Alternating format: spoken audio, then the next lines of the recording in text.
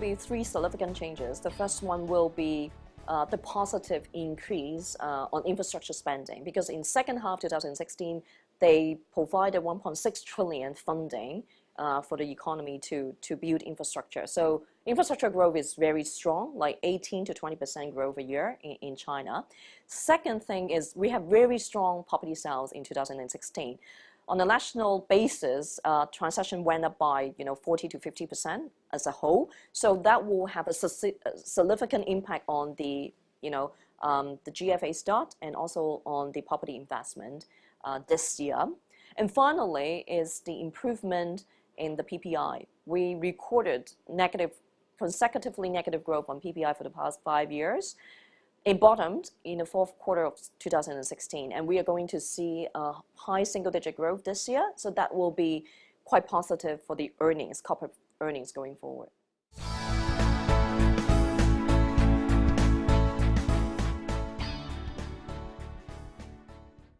I think that is, this was the preemptive move in anticipation of the PPI improvement and also CPI improvement. So PBOC started to withdraw liquidity since the fourth quarter of last year.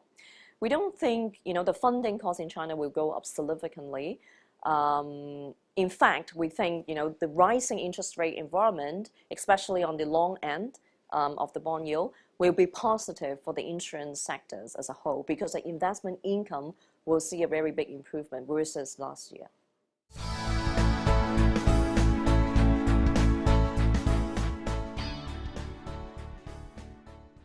I think initially there is a lot of noises and psychological impact on the sentiment, but net exports account for less than 1% of the GDP growth in China.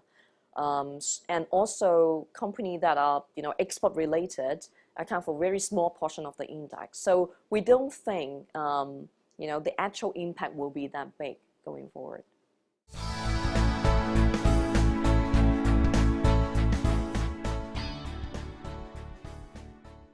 I think three things. First is the macro improvement is quite visual and quite significant in the next 2 quarters.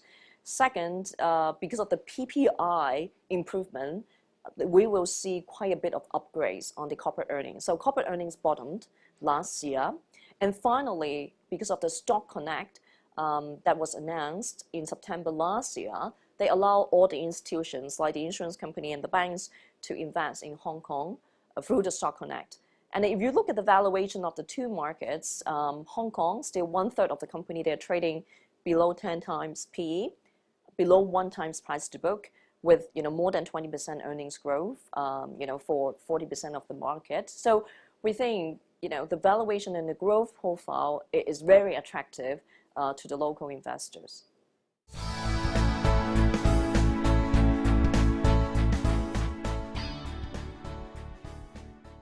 We like quite a different few different sectors. The first one is the one who can benefit from the increased interest rate environment, which is the insurance company.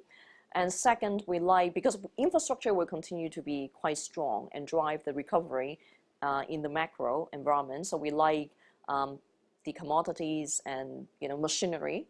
Commodities in particular, because the supply side reform was conducted very successfully since the end of 2015. We are going to see all the overcapacity to be gone in the next 2-3 years. And finally, we like the technology sector, like the internet or some component manufacturers as well.